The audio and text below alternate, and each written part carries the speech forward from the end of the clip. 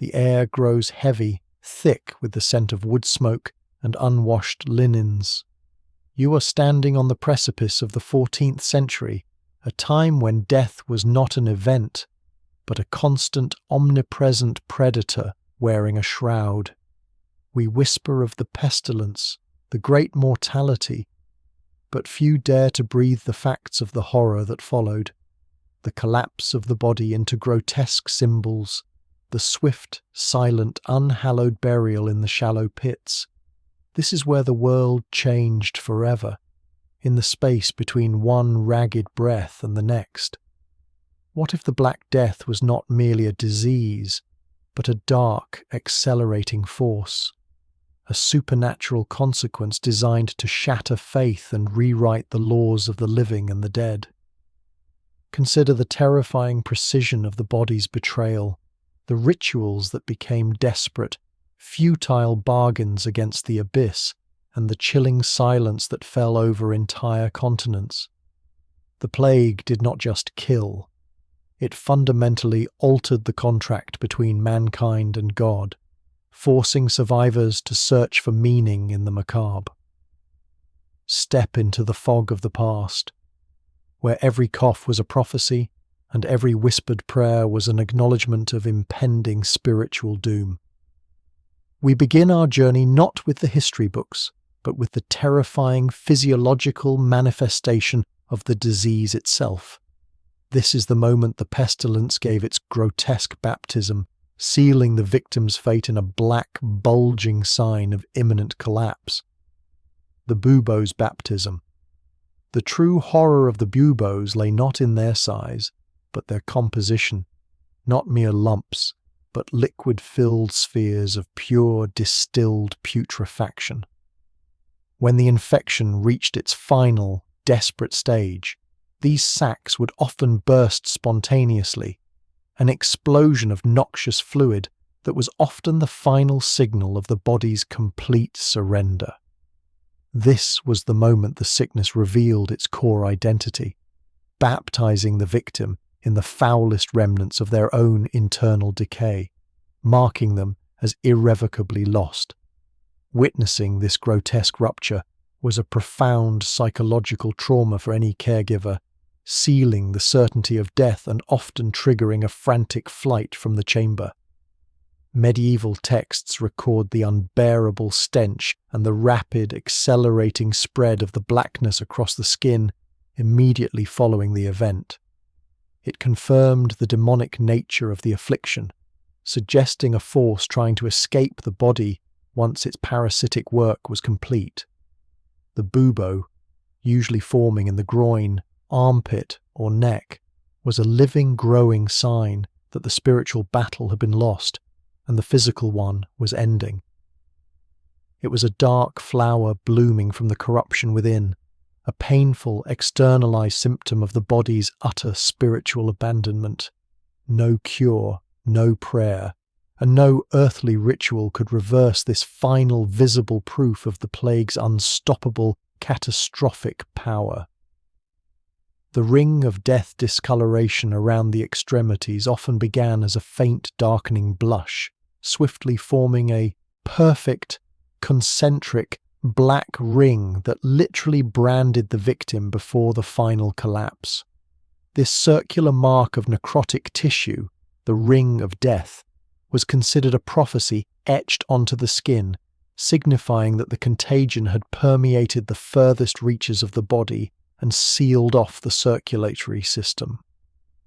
The chilling efficiency of this internal poisoning led observers to believe that the plague carried its own internal clock, counting down the victim's remaining hours with visible, undeniable certainty.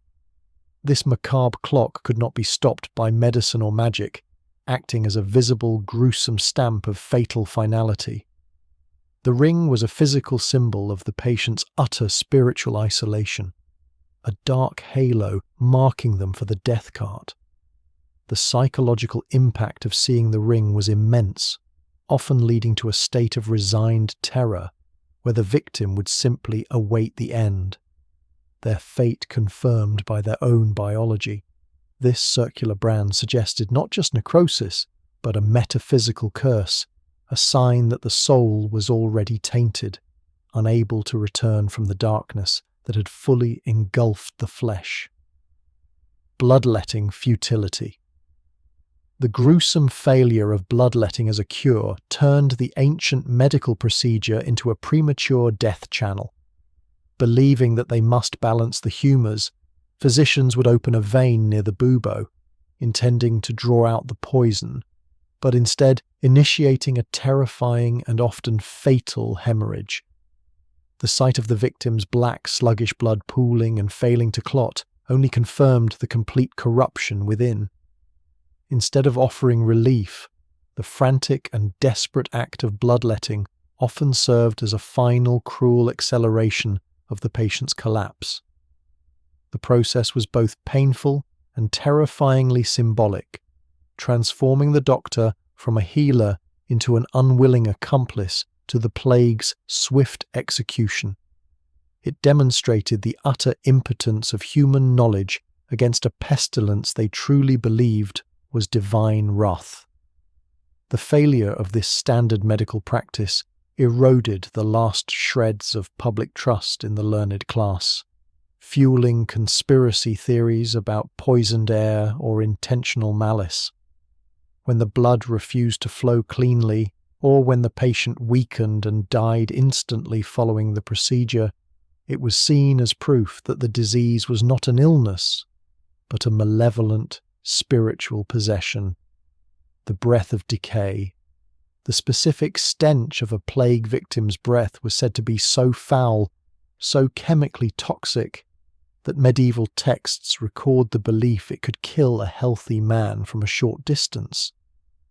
This phenomenon was not only a consequence of physical decay, but was also interpreted as the spiritual manifestation of the pestilence. The breath was seen as the literal expulsion of the inner darkness, a visible cloud of miasma released by the dying. This extreme sensory detail enforced the isolation of the sick, as caregivers fled the room not just from fear of touch, but from fear of inhaling the poisonous vapour. The act of breathing became the vector of absolute terror, turning intimate communication into a fatal risk and shattering the bond of community. To be near the breath was to inhale doom itself. For many, this noxious expulsion was proof that the victim was now host to an invasive supernatural entity that had begun dissolving their essence from the inside out. They believed the breath carried the contagion not just physically, but spiritually, corrupting the soul of anyone who dared to stand too close to the final, grotesque exhalation. Plague Doctor's Beak. The eerie contents of the Plague Doctor's beaked mask were not solely perfume, but a packed blend of crushed herbs, spices, and narcotic powders believed to chemically ward off the deadly miasma. Layers of mint, camphor, myrrh, and even pulverized dried toad were stuffed into the long nose, creating a noxious filter the doctor had to breathe through. This was their final, bizarre barrier against the corrupting air. The terrifying bird-like silhouette of the doctor became the iconic image of the plague, an angel of death whose costume symbolized absolute alienation and necessary self-preservation. They moved like wraiths, their eyes magnified and distorted behind glass, their humanity obscured entirely. The mask was a suit of armor against the spiritual and physical disease. More than a medical tool, the mask was a ritualistic garment designed to frighten away the demons thought to carry the disease. The beak's contents were an olfactory prayer, meant to confuse the pestilence's demonic nature and force it to pass by the wearer. It was a bizarre chemical act of faith against a force that defied all rational understanding. Vinegar men. The strange ritual of bathing in and drinking vinegar became a currency of false hope against the plague, transforming the mundane household item into a talisman of desperate prevention The powerful acidic scent was believed to cut through the toxic miasma, neutralizing the poisoned air before it could enter the body and corrupt the soul. Whole households reeked of the sour solvent. The most famous of these protective concoctions was Four Thieves vinegar, a legendary mixture steeped in garlic, wormwood, rosemary and sage. This dark, potent liquid was consumed daily, rubbed vigorously onto the skin, and used to wash the hands and face after every contact with the outside world. This daily, obsessive ritual spoke volumes about the crushing fear of invisible contagion. This practice emphasized the medieval belief that the plague entered through the pores and orifices, driven by the noxious air. The acetic acid was seen as a purifying agent, a harsh spiritual cleanser that scoured the demonic influence from the body's surface. For survivors, the smell of vinegar forever remained the haunting scent of their closest brush with death. The pestilence air. The medieval belief that the plague was caused by poisoned air or miasma released by earth tremors, celestial events, or even human corruption was the guiding principle of all desperate prevention.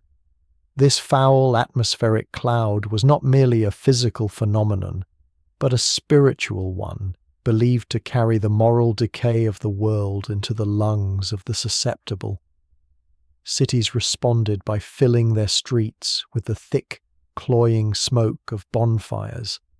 This fear of the air was pervasive, prompting the wealthy to flee to the countryside, where the air was believed to be cleaner and less corrupted by sin. Those who remained often carried small bouquets of flowers or nosegays to hold up to their faces, hoping the sweet, fresh scents could chemically or spiritually neutralize the invisible death that hung over every alley and square. Every breath was an act of terrible, blind faith. The ultimate paranoia was that the air itself had become an agent of the devil, turning the simple act of existing into a profound risk. This led to extreme social isolation, where family members would hold their breath in the presence of one another, and public gatherings were regarded as suicidal acts. The silence of the abandoned streets was a testament to the pervasive, terrifying power of the poisoned air. The green bile theory. Physicians' reliance on the ancient theory of humours, blood, phlegm, black bile and yellow bile, forced them to treat the plague as a mere imbalance, often focusing treatments on expelling green bile, which was considered the toxic culprit. This led to agonizing and ultimately useless methods of purging, inducing violent vomiting, and severe diarrhea in patients already weakened by the disease. These procedures often caused death faster than the plague itself. The medical rationale was simple. If the plague was caused by excess corruption, one must violently expel it. Patients were subjected to harsh emetics and purgatives, turning the sickbed into a scene of chaotic physical distress. This aggressive, invasive treatment, rooted in classical but flawed medical theory, only added to the victim's suffering and confirmed the horrifying cruelty of medieval medical ignorance. The failure of these violent therapies did not stop their use, but rather intensified the desperation of the physicians, who believed they simply had not purged enough of the poisonous bile.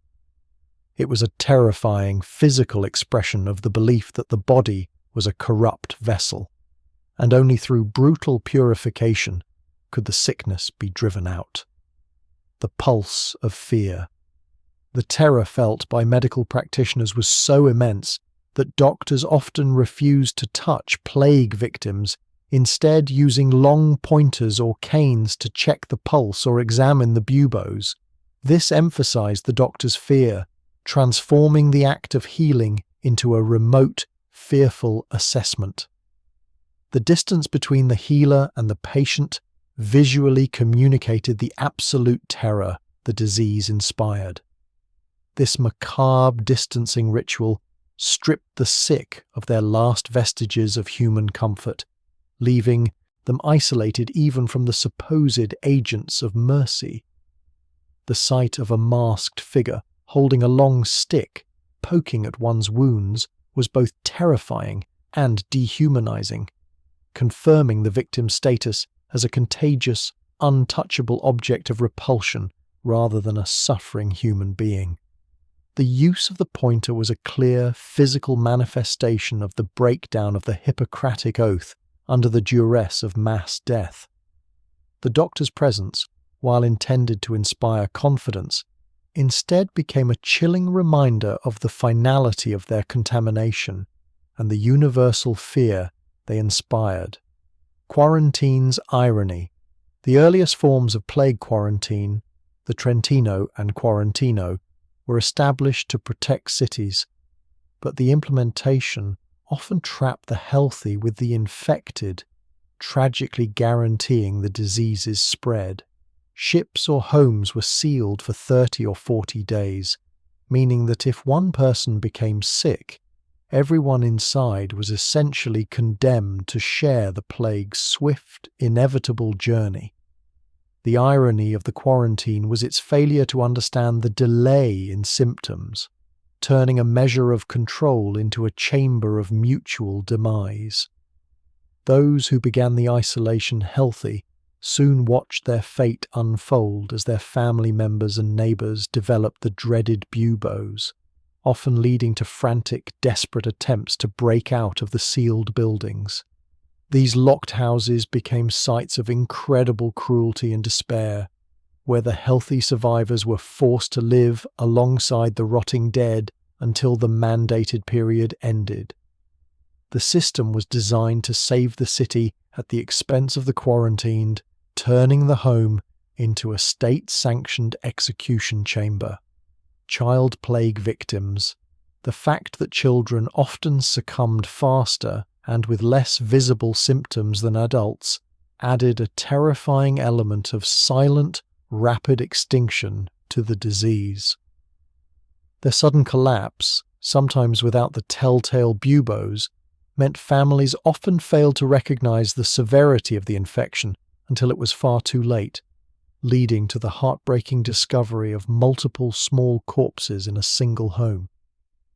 This swift, almost invisible mortality in the young shattered the natural order, leading to scenes of unimaginable grief where parents watched their entire future vanish within days.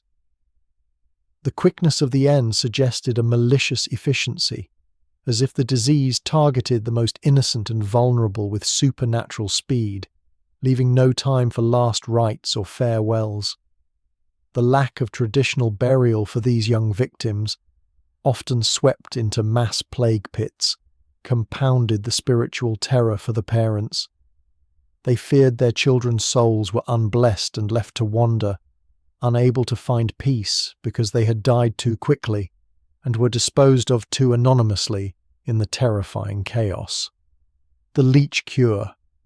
The macabre use of leeches on buboes was a desperate, agonizing measure, rooted in the idea of drawing out the internal poison. However, instead of offering relief, the procedure often hastened infection and further exposed the wound to external contaminants. This turning of a horrifying symptom into a feast for external parasites was a gruesome example of medical failure. Physicians believed the leeches would literally suck the green bile or poisonous humour from the swelling, but the result was typically a worsened inflammation and increased pain. The sight of these black, engorged parasites feeding on the already diseased tissue must have been a sickening vision of the body being consumed from the inside out. The failure of the leech cure underscored the utter lack of effective treatment, forcing the victim to undergo painful and repulsive procedures that only confirmed their helplessness. This desperate measure was a final, theatrical act of defiance by the doctors, clinging to any ancient remedy as the pestilence mocked all their efforts. Plague charms. The widespread use of anti-plague amulets and charms was a testament to the belief that the disease was a spiritual or astrological attack, not a physical one. These charms were often inscribed with cryptic protective symbols like the pentagram, the names of angels, or specific Latin prayers, believed to offer a mystical barrier against the contagion. People invested immense faith and wealth in these small objects, wearing them constantly next to their skin or sewing them into their clothing. The desperate belief was that the power of the symbol could confuse the demonic entity carrying the plague, or offer a counter-curse that would divert the infection to a less protected target. When the charm inevitably failed and the wearer developed the plague, it led to a profound spiritual crisis, a moment of existential terror where the victim questioned not just the power of their charm, but the justice of God itself. The failure of the charm suggested that the forces of darkness were simply too powerful to be reasoned with. Urine examination. The horrific practice of doctors diagnosing plague by tasting and closely examining the patient's urine was a hallmark of medieval diagnostic medicine. Believing urine could reveal the balance of the humours, the doctor would hold the glass flask up to the light, noting its colour, smell, and even clarity to determine the stage of the patient's internal corruption. This intrusive and repulsive ritual was not just a diagnostic tool, it was a psychological weapon that reinforced the patient's utter loss of dignity and control. The doctor's willingness to expose himself to the patient's biological waste was viewed as a terrifyingly courageous act, but for the patient, it was a moment of profound degradation and helplessness. If the urine was dark, thick, or strangely coloured, it often signalled a fatal imbalance, confirming the doctor's worst fears. This single, macroscopic examination served as the basis for a life-or-death diagnosis, committing the patient to the agonizing fate of bloodletting, purging, or immediate isolation. Burial of the quick. One of the most profound fears was the burial of the quick. Documented cases of plague victims being buried alive in the frantic rush to dispose of the overwhelming number of corpses. The speed of death and the fear of contamination often led to hasty, cursory checks for vital signs, condemning those in a fever-induced coma or catatonic state. The terror of waking up in a dark, confined space led to the widespread practice of tying bells to the hands of the deceased, or even burying them with a rope leading to a bell above ground. The ultimate evidence of this horror was occasionally discovered centuries later. Skeletal remains with fingernail scratches visible on the inside of the coffin lid. This horrific possibility became a central theme of medieval nightmares, adding a layer of psychological terror to the physical disease. The failure of the living to give a proper, respectful confirmation of death left the survivors haunted by the idea that their loved ones had met a lonely, agonizing end in the dark silence of the earth. The burning of spices, the ritualistic burning of aromatic woods and spices in churches and homes, was a desperate, daily attempt to purify the air and ward off demonic influence, rooted in the miasma theory. The belief was that the dense, sweet smoke of incense, juniper, or rosemary could cleanse the corrupting air that carried the disease's evil intent. Massive bonfires were lit in city squares, and every home and church kept cauldrons of herbs smouldering, filling the medieval atmosphere with a thick perpetual fog of fragrant smoke. This constant, heavy scent became the smell of the plague era, a bizarre mix of decay and desperate cloying perfume, marking a city under spiritual siege.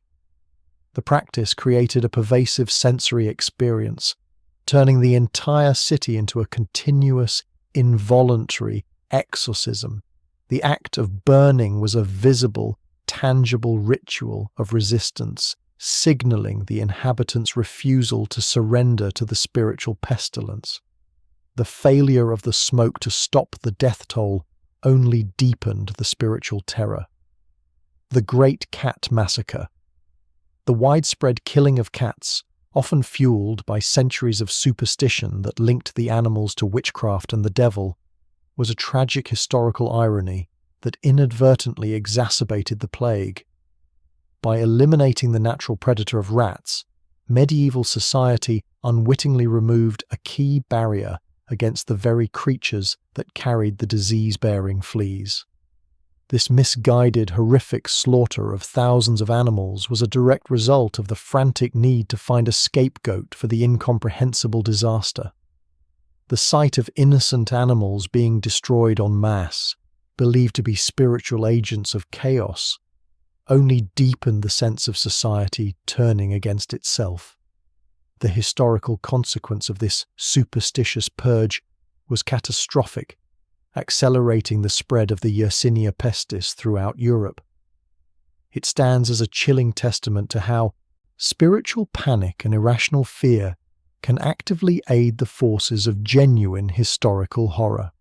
The pest houses, the isolation hospitals, or lazarettos, often called pest houses, were built outside city walls and became places where the sick were left to either recover miraculously or die in total abandonment. These isolated compounds were less about medical treatment and more about societal containment, turning them into cold, silent holding cells for the condemned. To be taken to the pest house was to receive a final, terrifying confirmation of one's fate, a state-sanctioned removal from community and family life. The sight of the distant, walled compound with its sickly flags flying instilled immediate panic in the healthy and utter despair in the afflicted. The emotional and spiritual horror of the pest house was its complete absence of priestly comfort or familiar faces. Dying alone, without last rites, and far from consecrated ground, was the ultimate medieval spiritual defeat, cementing the belief that the souls of those who died there were eternally lost. Plague doctors, canes beyond. Checking the pulse remotely. Fact 9. The cane carried by plague doctors served multiple dark functions. It was often employed to prod and turn plague victims, examine buboes, or even push away overly panicked relatives without risking physical contact. It was a tool of both diagnosis and aggressive social distancing.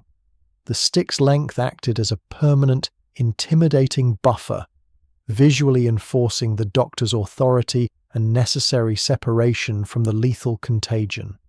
This detached manipulation of the sick, treating them as objects to be investigated rather than people to be comforted, reinforced the dehumanizing terror of the disease.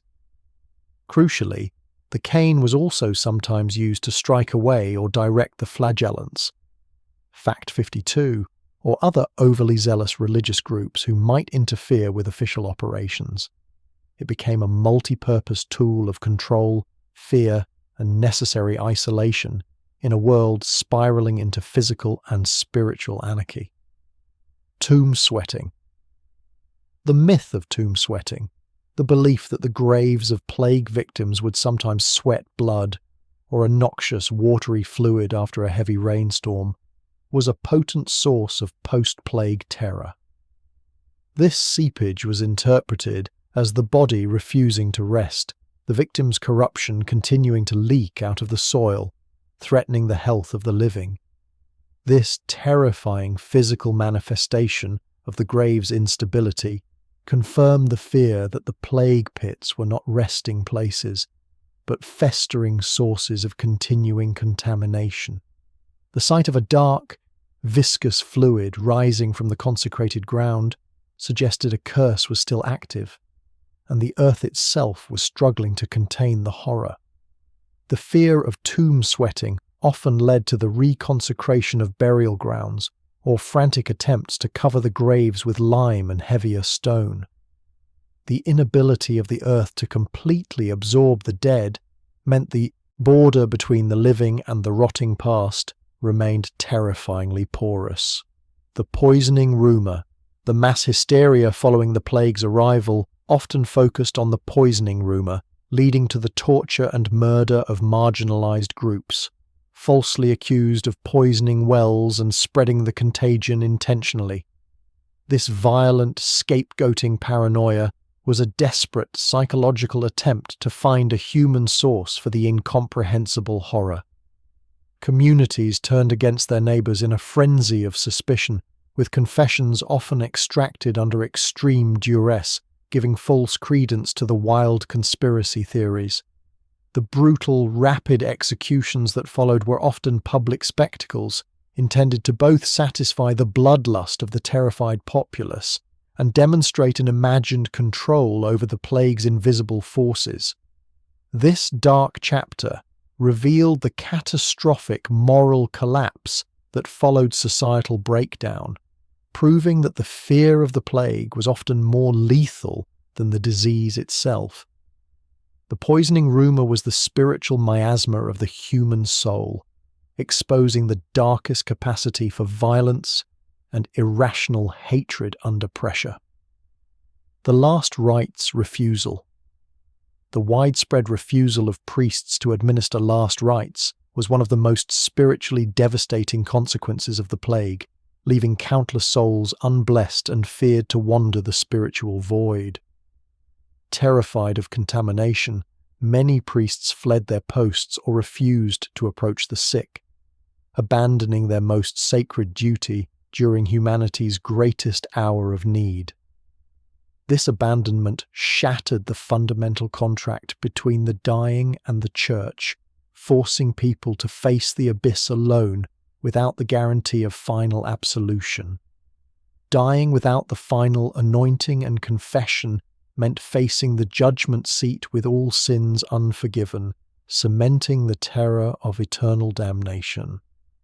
The failure of the clergy to provide comfort led to a profound crisis of faith and authority, creating an immense spiritual vacuum that survivors often filled with radical new forms of penance and superstition. For the dying, the silence where the priest's voice should have been was the final terrifying sound of spiritual abandonment. The midnight cart. The nightly ritual of the death cart passing through towns, its chilling bell or cry of "Bring out your dead," a promise of collection, was the sonic signature of the great mortality. This grim vehicle acted as the city's heartless mechanical collector, gathering the anonymous corpses for disposal in the hastily dug plague pits outside the walls. The sound of the cart's wheel on the cobblestones and the monotone call of the carrier brought immediate panic and despair to every house. It was a tangible, rhythmic reminder that death was not a private tragedy, but a relentless industrial process that reduced all victims, regardless of station, to a common load of nameless cargo. For the sick, the distant bell was a terrifying countdown, urging them to make their final preparations before their body was unceremoniously taken. The image of the dark, overburdened cart, often piled high with bodies, remains the most stark and chilling visual metaphor of the plague scale. Cremation taboo. Despite the risk of contagion, the religious taboo against cremation meant that most bodies were buried, not burned, leading to deeply packed, shallow mass graves. Christian doctrine insisted that the body remain intact for the resurrection of the dead, forcing authorities to compromise sanitation for spiritual orthodoxy. This commitment to burial over burning, even in the face of annihilation, created a long-term problem of overflowing churchyards and the desperate need for plague pits. The spiritual imperative to preserve the body's integrity ultimately contributed to the continued risk of infection, and the horrifying archaeological discovery of the shallow pits centuries later. The spiritual priority of a complete body for the resurrection often conflicted violently with the practical sanitary needs of the living. This terrifying compromise meant that even the deceased were denied the dignity of proper, separate burial, their bodies reduced to anonymous layers in the chaotic soil. The corpse eater. The bizarre, localized custom of the corpse eater involved eating a piece of food, often bread, off the body of a recently deceased relative for a final, bizarre and terrifying communion. This ritual was sometimes practiced as a form of final farewell, a desperate, final connection to the dead soul before the body was surrendered to the earth. This highly dangerous act defied all logic, but it was rooted in the deeply personal belief that by consuming something touched by the body, they were ensuring the spirit remained close or transferring a final piece of spiritual energy. It was a desperate, dark parody of the Eucharist, seeking communion with the departed rather than with God. The ritual was an act of profound emotional desperation, a final refusal to accept the separation caused by the plague's brutal efficiency. It perfectly captured the chaotic, irrational nature of grief and fear during the Great Mortality, where the desire for connection overwhelmed the fear of contamination. The Watchers. The medieval ritual of the wake, or the Watchers, involved family and friends watching the body for days after death to ensure true death, guarding against demonic possession, and ensuring the soul's successful passage. This exhausting, emotional vigil was an intense period of prayer, mourning, and nervous observation. The fear of apparent death, fact 15, made this prolonged vigil a necessity, as the slightest movement or sound from the corpse would trigger a frantic response. The fear was that the spirit, having been violently expelled by the plague, might be replaced by a malicious demon seeking to use the body as a shell. The final act of the wake was often the formal, ritualistic closing of the deceased's eyes and mouth by a designated family member, signifying the end of the watcher's duty and the soul's final departure. This intense, shared experience forged a terrifying bond among the survivors. Sins of the dead.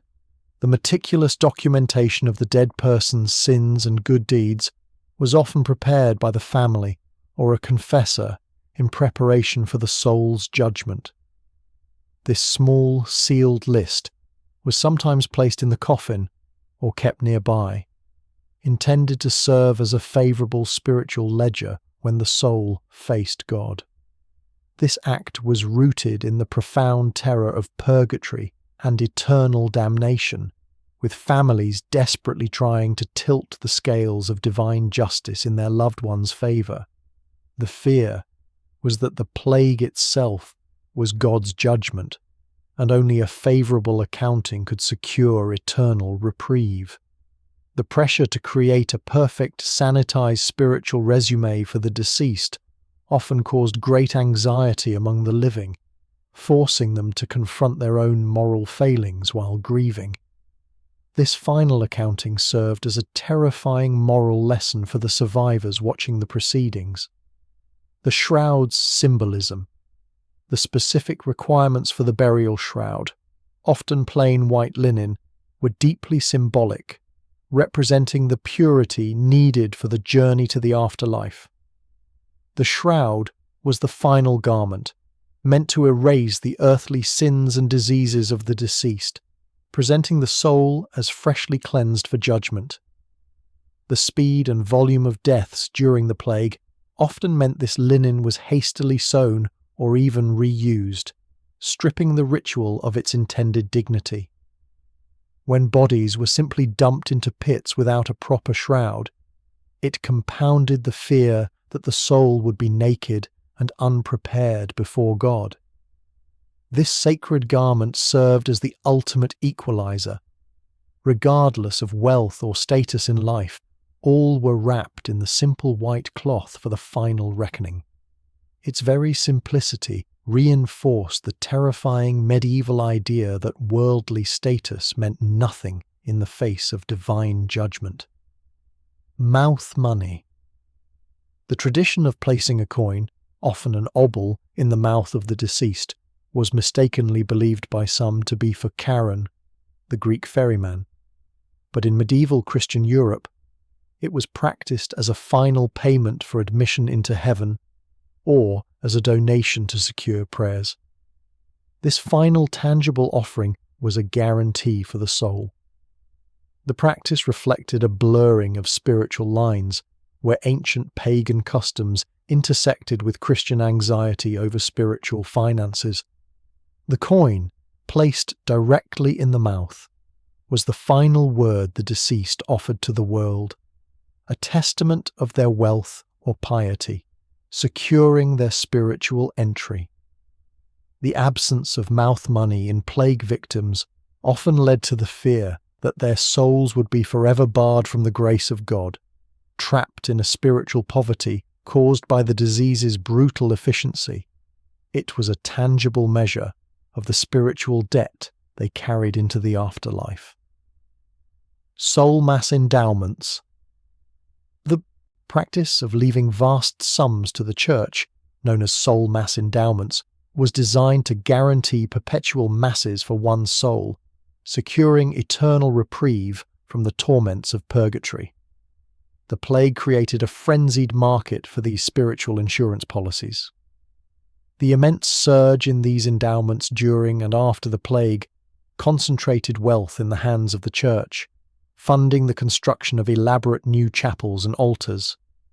The desperate fear of purgatory, a place where the plague had seemingly already placed many, drove survivors to make enormous, last-minute spiritual investments. This transactional approach to salvation highlighted the terror of an unforgiving God and the belief that the Church could mediate divine judgment through perpetual prayer. The resulting financial boom for the clergy was a direct, cynical legacy of mass spiritual panic. The hand of glory. The dark belief in a hand of glory, a dried, pickled, and magically prepared hand of a hanged criminal, was a chilling piece of folk magic that intensified the period's macabre focus. The hand was used as a candle holder, and its light was believed to paralyze anyone who saw it, allowing thieves to break into homes without resistance. This gruesome artifact linked the spiritual terror of death with the very real, earthly fear of crime and home invasion during the anarchy of the plague years. The hand was a physical piece of necromancy, using the unhallowed death of a criminal to gain malevolent power over the living. The power of the hand of glory was believed to be so absolute that it could only be neutralized by specific anti-magic charms, such as smearing the thresholds of doors with an ointment made from cat's fat and other repellent ingredients. It represented the era's darkest intersection of crime and occult belief. Grave goods anxiety. The placement of specific objects in the coffin, known as grave goods, such as tools, food, or religious items, was meant to placate or assist the dead on their long journey. This ritual spoke to a deep-seated anxiety that the deceased would need some form of comfort or utility in the afterlife. The type of goods reflected the dead person's life. A peasant might be buried with a sickle, a noble with a signet ring, and a child with a favourite toy. This final offering was a loving but terrifyingly practical act, acknowledging the unknown hardships the soul might face in the spiritual realm. During the plague, the hurried nature of burials often meant that valuable grave goods were omitted or stolen by desperate grave diggers. The failure to provide these essential items compounded the family's grief, adding a final spiritual neglect to the deceased's suffering. Breaking the door. The obscure and chilling ritual of breaking the door involved opening a wall or a window, rather than the primary door, to let the spirit leave the home freely and not be tempted to return. The main door was considered a sticky gateway, potentially trapping the soul, or inviting it back to haunt the living. This architectural intervention during a death rite was a desperate attempt to control the spiritual geography of the house.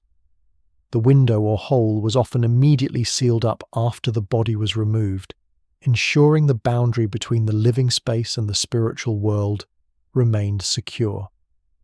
The ritual was born from the fear of the revenant, fact 46, the restless corpse that returned to torment the living. By providing an uncommon exit, the family hoped to confuse the spirit's path back, securing the safety of the house against the malevolent return of the departed. The mourning dress. The strict rules of mourning attire dictated that survivors wear simple, often undyed wool or black linen for a lengthy period, visually communicating their grief and the social status of the deceased. This rigorous uniformity turned the entire surviving community into a visual testament to the plague's devastating impact. The colour black or dull grey symbolised the utter spiritual and emotional darkness of loss, but it also served a practical purpose. It was the least likely colour to show the grime and soot of the plague-ridden city. For the poor, the mourning was often symbolised by the permanent shabbiness of their clothing. The act of shedding the mourning clothes was a significant ritual, a formal return to the world of the living. But the colour black remained inextricably linked to the profound collective trauma of the plague years. It was a visible reminder that the world was now a place of permanent loss. The grave's orientation. The almost universal practice of burying bodies facing east was a profound act of theological anticipation, expecting the deceased to rise facing the direction of Jerusalem and the second coming of Christ. This specific orientation was essential for ensuring the soul's participation in the resurrection. This religious certainty contrasted sharply with the chaotic reality of the plague pits, where bodies were often layered randomly and faced any direction simply to maximize space. This failure of proper orientation fueled the spiritual anxiety of survivors, who feared their loved ones would be disadvantaged or lost on the day of judgment. The precise alignment of the head to the east was a final, critical ritual act of faith, a desperate commitment to Christian doctrine, even as the world seemed to be ending. Its absence in mass burials spoke to the terrifying spiritual compromise forced upon the living by the sheer volume of the dead. The exhumation fear. The terror of exhumation was very real for the families of those who died by suicide or were condemned as heretics. Their bodies would be ritually dragged from consecrated ground, mutilated, and reburied outside the churchyard walls, condemning the soul to permanent spiritual exile. This horrific practice was a final, posthumous punishment, demonstrating the Church's ultimate authority over both the living and the dead. The sight of a corpse being violently removed and desecrated was a powerful, terrifying warning against heresy or despair. The fear of exhumation often prevented families from reporting suspicious deaths, desperately attempting to secure a peaceful, permanent rest for their loved one's soul, regardless of the cause of death. This desperate covering up of the truth spoke to the extreme spiritual stakes involved in a medieval burial. The bone house. The ossuary, or bone house, was a common feature of crowded medieval churchyards where old bones were moved to make room for new graves, creating literal walls and stacks of human remains. This casual proximity to the ancient dead was a constant, unsettling reminder of mortality. The necessity of the bone house turned the resting place of the dead into a terrifying, functional storage facility. The sight of neatly stacked femurs and skulls was intended to inspire pious contemplation, memento mori, but for plague survivors, it was a terrifying vision of their own inevitable mass-produced end. Walking past the bone house was an inescapable meditation on the physical reality of human decay. It removed all romanticism from death, showing the final, stark, and anonymous fate that awaited all, regardless of earthly status. Deathbed confession. The deathbed confession was the last panicked opportunity for a person to confess their mortal sins, believed to be the only thing standing between the soul and eternal damnation. The plague turned this sacrament into a frantic race against time, with the dying often unable to speak or delirious from fever. The psychological weight of this final, urgent need for absolution was immense, causing great distress as the dying struggled against physical collapse to receive the priest's final blessing.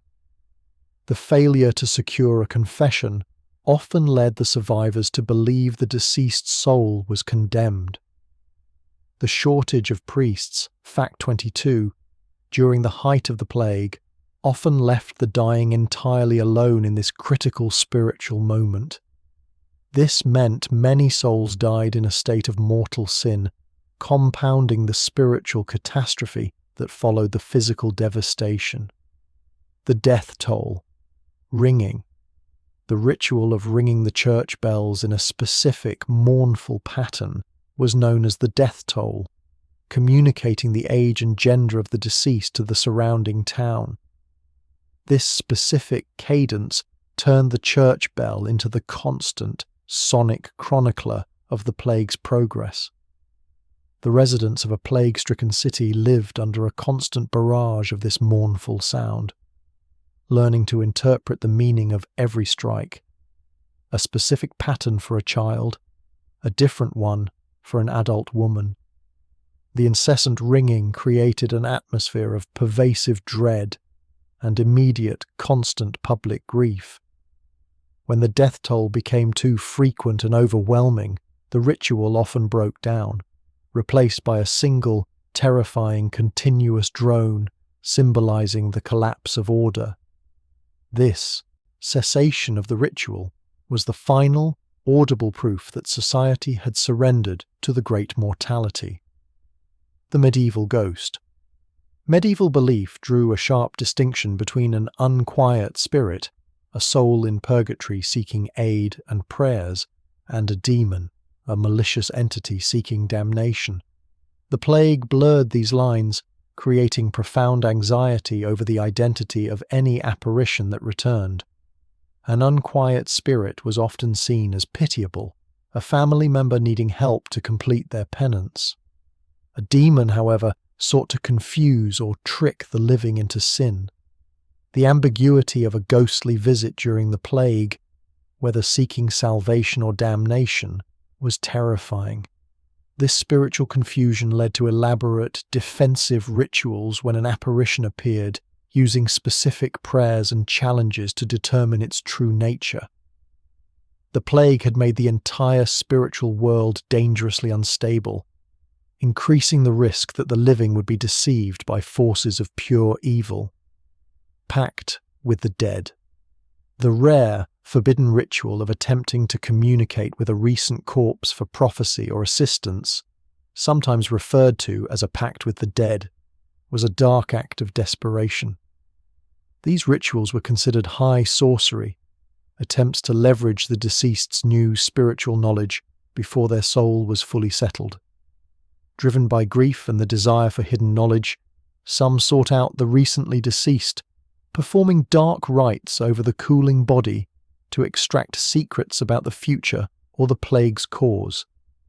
These acts were fiercely condemned by the Church as dealings with the devil, risking eternal damnation for the practitioner.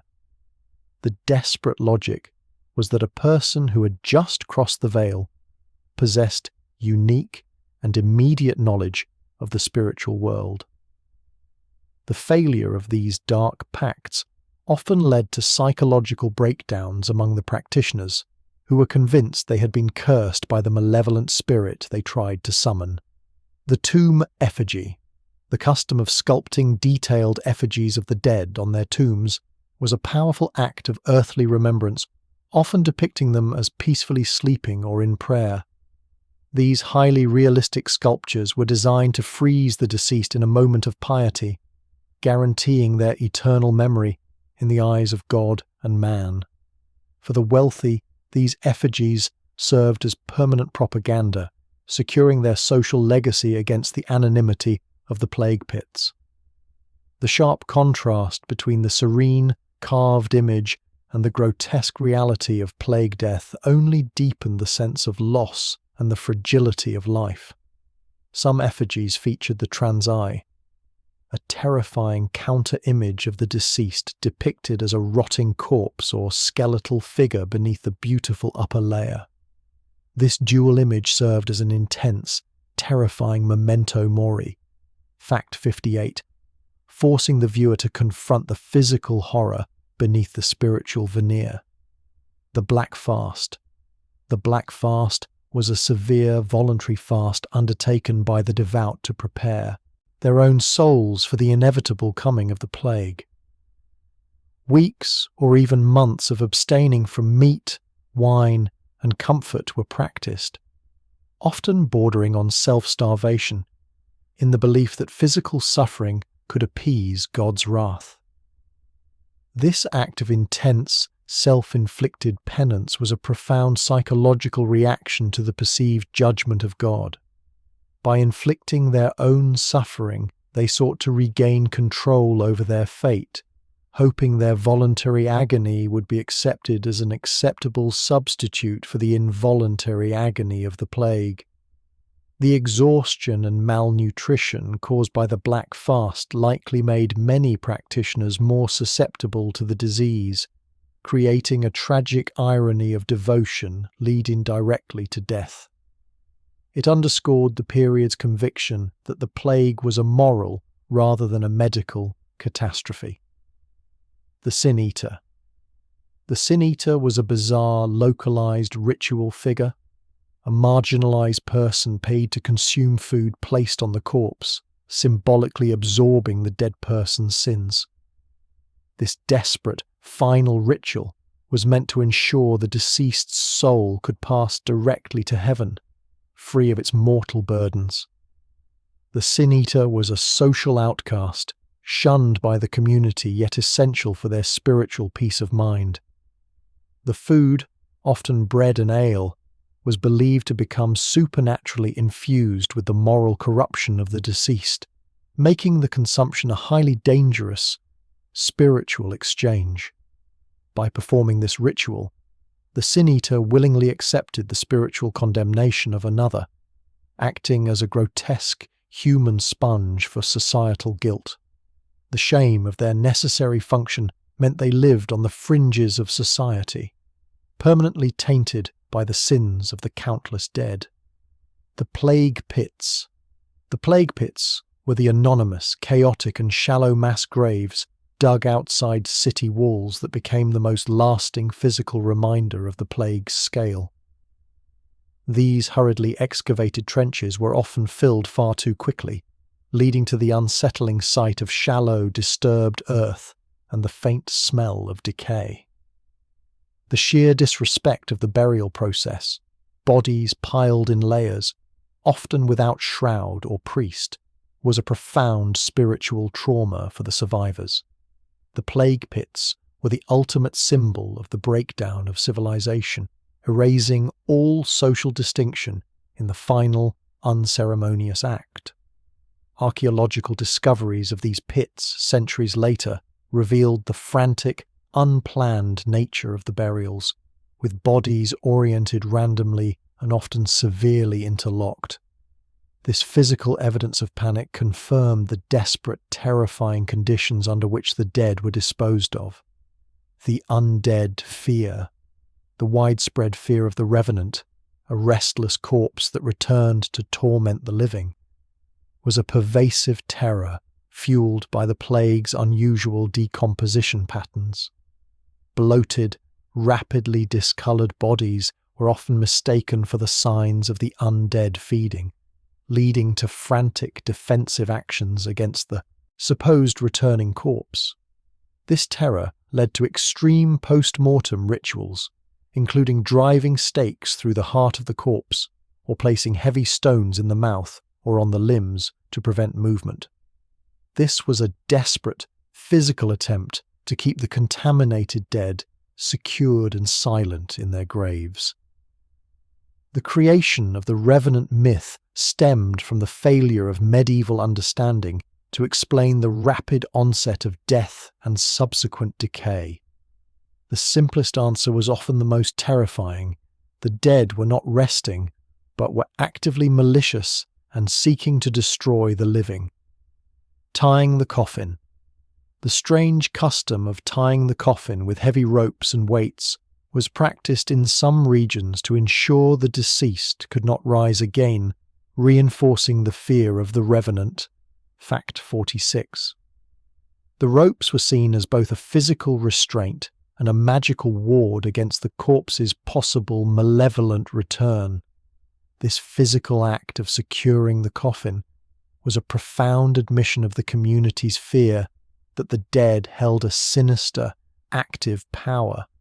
It was a visible sign that even in death, the body could not be trusted and required extreme measures to contain its potential spiritual corruption.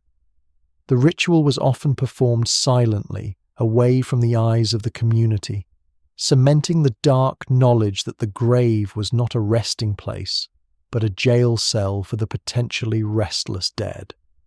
The ropes were the final physical boundary against the chaos of the plague. Placing the mirror. The ritualistic covering or turning of mirrors in a death chamber was widespread, stemming from the superstition that the deceased's soul could become trapped in the reflective glass. The mirror was seen as a dangerous, porous gateway that could snare the soul before its final, intended ascent. This physical act of obscuring the reflection was a desperate final attempt to ensure the soul's clean departure, guiding it away from the material world's temptations. A trapped soul was feared to remain as a chaotic, unquiet spirit, haunting the home and confusing the living.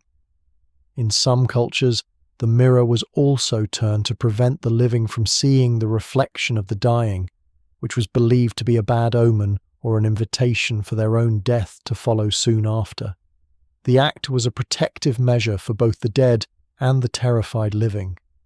The last will. The frantic drafting of last wills as the plague approached or struck was a final earthly act of control against utter chaos. People rushed to assign their property and debts, desperate to ensure their spiritual endowments, Fact 30, were secured before they were struck down, turning legal paperwork into a spiritual lifeline. The surge in wills during plague outbreaks created a logistical nightmare for notaries, but it left a detailed, terrifying paper trail of the disease's progress through communities. The speed and brevity of the wills reflected the limited time the victims had, turning legal documents into morbid prophecies.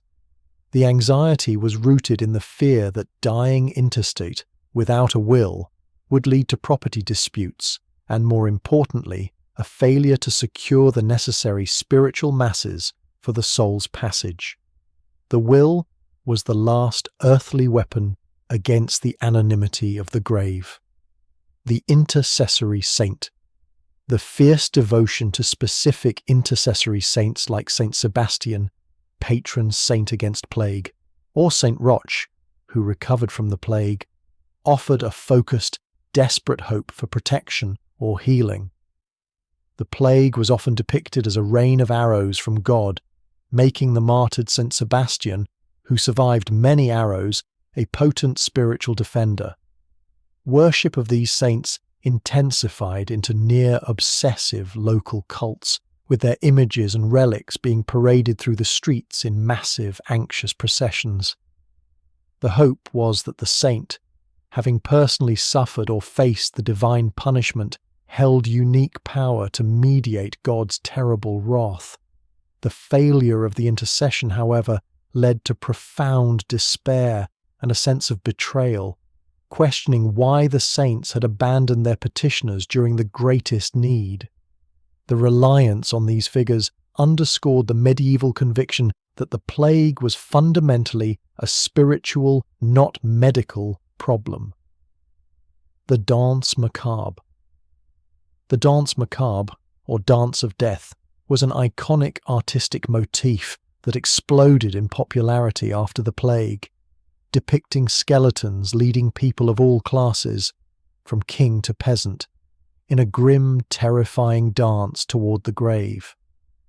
This visual philosophy was a direct psychological response to the sudden, arbitrary nature of plague death. The central chilling message was that death was the ultimate equalizer, showing the skeleton's cold grip on figures of wealth and power, often looking shocked or desperate.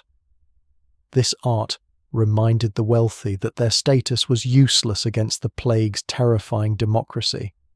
These frescoes and woodcuts served as a perpetual morbid public education, reminding every living person that their turn in the dance was coming soon. The unsettling cheerfulness of the skeletal figures contrasted darkly with the sheer terror of the living, cementing death's triumphant, inevitable power. The flagellants. The terrifying processions of the flagellants, self-whipping zealots, were a radical, public response to the belief that the plague was God's wrath. They marched through towns, stripping to the waist and whipping themselves with leather scourges until they bled, believing this public, bloody penance would atone for the world's sins. The flagellants created massive social unrest, often preaching violent sermons against the church and authorities, and committing acts of violence against perceived sinners. Their terrifying rhythmic self-punishment was a powerful, disturbing spectacle of religious fanaticism and desperation. The church eventually condemned the movement, fearing its anti-clerical sentiment and the chaos it inspired. Yet for a brief, terrifying period, the flagellants were seen by many as the only people willing to meet the plague's wrath with a commensurate level of self-sacrifice and agony. The abandoned city, the site of the abandoned city, where major urban centres like London or Florence fell silent, was a ghostly state where only stray animals and the dead remained. This unprecedented depopulation was a profound psychological shock, turning the bustling centres of commerce and life into immense, echoing monuments to loss. The sudden silence was terrifyingly unnatural, a complete reversal of the sensory experience of medieval life. The only sounds were the wind, the occasional creak of an abandoned door, and the dreadful tolling of the remaining church bells, emphasizing the scale of the human absence. The surviving city centres became potent symbols of vanity, their empty markets and luxurious homes standing as silent witnesses to the ultimate failure of earthly wealth. This widespread urban collapse proved that civilization itself was a fragile, easily dismantled construction. The price of labour. The sudden dramatic rise in peasant wages after the plague fundamentally shattered the established feudal system. With up to half the labour force gone, surviving peasants found themselves in a unique position of power, demanding better terms and pay for their suddenly valuable work. This economic upheaval caused immense social friction as the aristocratic class attempted to legally force wages back down through labour laws, often leading to peasant revolts. The plague did what centuries of war and rebellion could not.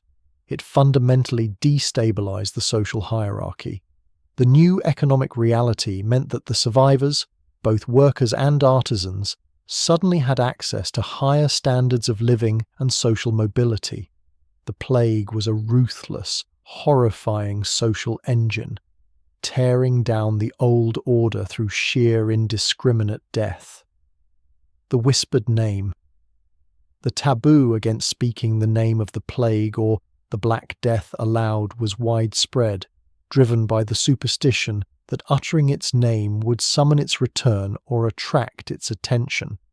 The disease was referred to through euphemisms like the Great Mortality or the Pestilence, reducing it to an abstract, terrifying force. This linguistic avoidance was an attempt at psychological control, believing that if they refused to name the horror, they could somehow strip it of its malevolent power. The fear was that the plague was an intelligent entity, and speaking its name was an invitation to the house. The silence surrounding the word only intensified its spiritual power, turning the name into a terrifying, unspoken symbol of universal suffering. The unsaid word hung over every conversation, a dark, constant pressure reinforcing the communal trauma. Plague-worn relics. The immense spiritual crisis led to the creation of desperate new religious relics, often associated with miraculous plague survival stories. Scraps of clothing, bones of local martyrs, or wooden fragments were suddenly imbued with spiritual power, commanding fervent, obsessive devotion. These new relics were highly localized and often unverified by the Central Church, but they provided immediate, tangible hope to the despairing communities. They were physical touchstones against the invisible plague, offering a focused counterforce to the disease's chaotic evil. The demand for these relics created a frantic, underground market, with desperate people trading everything they owned for a scrap of sacred material.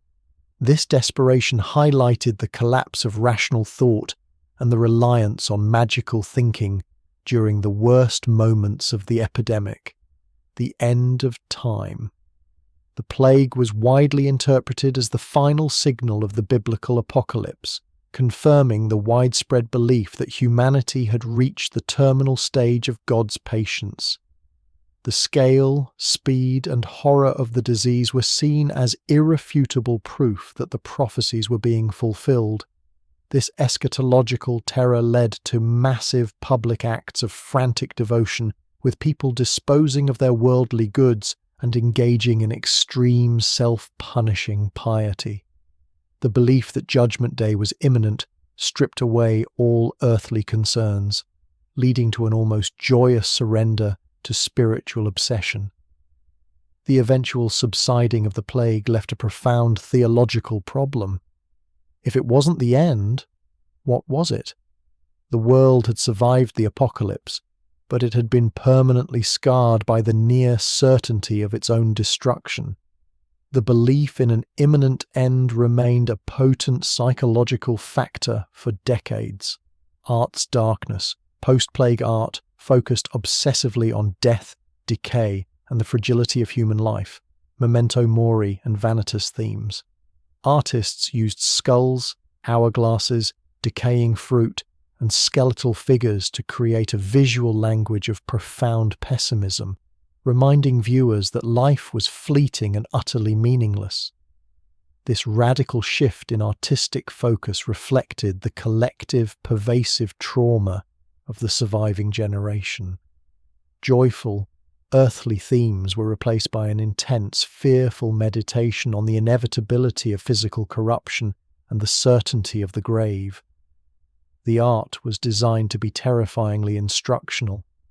The prevalence of the memento mori motif served as a constant public psychological pressure, urging viewers to abandon earthly vanity and prepare their souls immediately.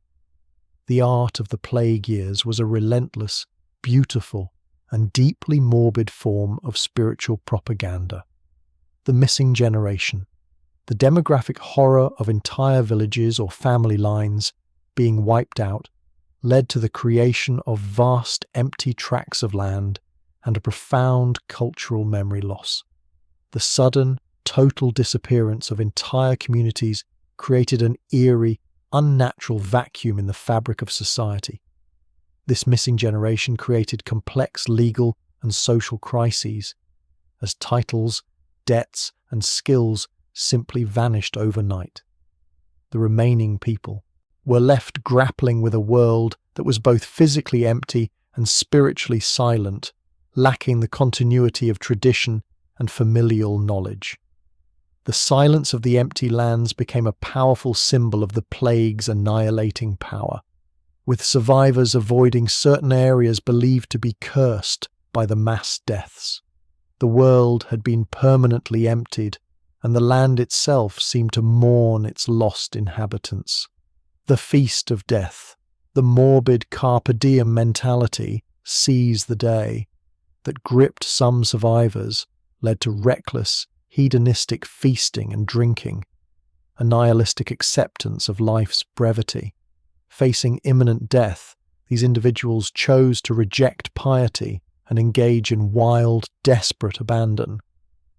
This hedonistic reaction was a psychological shield against the crushing certainty of death, a defiant refusal to live under the plague's tyranny. The public loud parties were an inverse ritual to the self-flagellation of the devout, choosing immediate, tangible pleasure over the promise of eternal reward. The conflict between the pious and the hedonists created immense social tension, with many believing these loud, sinful feasts were actively inviting God's renewed wrath. The Feast of Death was a terrifying, chaotic spectacle of human excess set against the backdrop of universal grief. Folk remedies. The plague years saw the invention and widespread use of a bizarre array of folk remedies, born of sheer desperation and superstition. These ranged from applying poultices of dried toad, human excrement, or crushed emeralds directly to the buboes, to drinking tinctures made from unicorn horn or distilled tears. These remedies were often agonizing or repulsive, but the belief in their mystical power transcended logic, offering a final, tangible action when all else failed. The more painful or revolting the remedy, the more powerful it was often assumed to be, signaling a fierce spiritual battle. The failure of these remedies was easily explained by the corrupting power of the miasma, Fact 7, or the patient's own spiritual lack. The extreme nature of the cures reflected the immense existential terror that had consumed the medieval mind. The burning of clothes. The ritualistic, massive burning of all clothing and bedding belonging to a plague victim was an immediate, practical response to contamination, but also a spiritual one. The act of total destruction was meant to obliterate the physical and spiritual residue of the plague from the house. Entire streets would reek of the burning linen and wool, creating immense plumes of smoke that mingled with the purifying bonfires, Fact 16, in the city squares. This massive waste of valuable textiles demonstrated the extreme fear of contagion that outweighed all economic logic.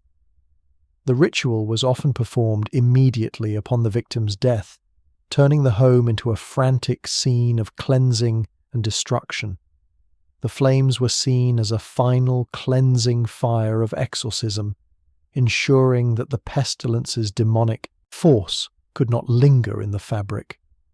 The abandoned pets. The tragic fate of countless domestic animals, dogs, cats, Fact 17, and livestock, were often left to starve or wander after their owners suddenly perished. This mass abandonment added another layer of silent, non-human suffering to the plague's aftermath, creating desolate scenes of animal distress. The animals that survived often turned feral, scavenging for food in the abandoned city squares and adding to the chaos and danger. The loyalty of pets, often remaining by the side of their dead or dying owners, was a poignant contrast to the fearful flight of many human caregivers. The sight of starving animals was a terrifying reminder that the natural world had also been thrown into catastrophic disarray, with the human species failing in its ancient pact of stewardship. The abandoned pet was a symbol of total societal collapse. The new monasteries, the massive spiritual reawakening caused by the plague, led to a surge in new monastic orders and lay brotherhoods dedicated entirely to caring for the sick and burying the dead. These brave men and women replaced the fleeing clergy, offering comfort and final rites where the official church had failed. These new orders became known for their relentless self-sacrifice, accepting the near certainty of their own infection to serve the abandoned dying. They often established their own small hospices or tended to the sick directly in their homes, offering a final spiritual grace to the condemned. The devotion of these new monastics restored a degree of faith in the Christian mission, contrasting sharply with the fearful abandonment by the wealthier, established clergy. Their work was a spiritual reclamation project, attempting to restore order to a world spiraling into damnation. The Gravedigger's Lot. The Gravedigger's Lot was one of immense social isolation and high mortality, yet these workers were essential to maintaining order. They were often paid exorbitant sums, but frequently in stolen goods, wine, or the coinage they were burying. Fact 29. Giving their work a dark, transactional nature. The gravediggers were social pariahs, forced to live outside the community, feared both for their constant exposure to the contagion and their inevitable mental breakdown from handling thousands of corpses. Their desperate poverty was often replaced by a short, frantic wealth that was inevitably cut short by the disease. The psychological toll was immense, forcing the gravediggers into a constant traumatic engagement with death that led many to drink themselves into oblivion or descend into madness. They were the anonymous, necessary villains of the plague, doing the work no one else dared to touch. The fear of the air. The widespread fear of the air led to extreme caution, particularly regarding passing wind or breath, due to the pervasive theory that disease could be carried on any noxious vapor. This meant people constantly held their breath in public, avoiding close proximity and even turning away when speaking. This extreme precaution turned basic social interaction into a tense, choreographed dance of avoidance, with people carefully managing their exhalations and moving quickly past one another. The simple act of exhaling was viewed as potentially lethal, further isolating the individual. The obsessive fear reinforced the miasma theory, fact 7, turning the invisible atmosphere into the greatest danger of all. It was a terrifying inversion of social norms, where the natural functions of the body became the most immediate threats to the community. The locked house. The official policy in some areas of locking plague victims inside their homes with a red cross painted on the door was the ultimate act of state-sanctioned cruelty. This measure was intended to halt the spread of the disease, but ensured the inhabitants died in complete isolation and despair. The Red Cross was a terrifying, visible condemnation, marking the building as a place of certain death and spiritual corruption. Neighbours would shun the marked house, often leaving food and water outside only if absolutely necessary, but always from a safe distance. The fear of being locked in led to desperate, violent attempts to escape the sealed homes, with the ensuing chaos often met by armed guards. The locked house was the ultimate medieval prison, a monument to the failure of compassion in the face of annihilation. The smell of sickness, the use of strong perfumes, herbs, and flowers, as memorialized in the children's rhyme Ring Around the Rosie, was a desperate symbolic act to mask the pervasive scent of decay and contagion. The heavy, sweet aromas were the olfactory armor of the survivors. This intense, cloying mixture of decaying bodies and powerful floral scents created a unique, haunting atmosphere that was the sensory reality of the plague years. The inability of the perfumes to truly mask the decay only added to the psychological distress. The smell of sickness was a constant, inescapable reminder of the omnipresence of death, turning the experience of simply walking outdoors into a confrontation with mortality. For survivors, certain aromas forever triggered a paralyzing fear of relapse. The new superstitions. The societal breakdown and spiritual failure led to a rapid proliferation of new, frantic superstitions and charms, born out of utter desperation. People invented personalized rituals, prayers, and protective symbols, attempting to fill the void left by the church and failed medicine. These highly individualized new superstitions included boiling water from 7 different wells, sleeping with specific stones under the pillow, or wearing garments dyed with particular colors believed to ward off the miasma. Fact 7. They represented a fragmented, chaotic search for meaning and control. The very chaos of these contradictory practices highlighted the depth of the spiritual crisis, with people willing to try anything, no matter how bizarre or illogical, to survive. The failure of one superstition immediately led to the adoption of the next. The inheritance shock. The inheritance shock refers to the unexpected and massive fortunes suddenly inherited by distant relatives who survived the blight, leading to intense social and economic disruption. Wealth, land, and titles often passed to people entirely unprepared for such responsibility. This sudden transfer of immense wealth created a class of new money that often used their fortune for the hedonistic feast of death, fact 60, or to secure lavish spiritual endowments, fact 30. Their sudden rise to power was a moral affront to the pious who had suffered patiently. The moral dilemma of profiting from mass death created a deep psychological scar on the survivors, who struggled to reconcile their unexpected luck with the scale of the horror they had witnessed. The wealth was tainted by the memory of the dead. The cemetery shortage. The unprecedented scale of death led to a severe cemetery shortage, forcing the desperate creation of new, quickly dug burial grounds outside city walls, later known as plague cemeteries. The existing churchyards were overwhelmed within weeks. These hastily consecrated grounds became immense, unplanned fields of death, compounding the sense of spiritual chaos.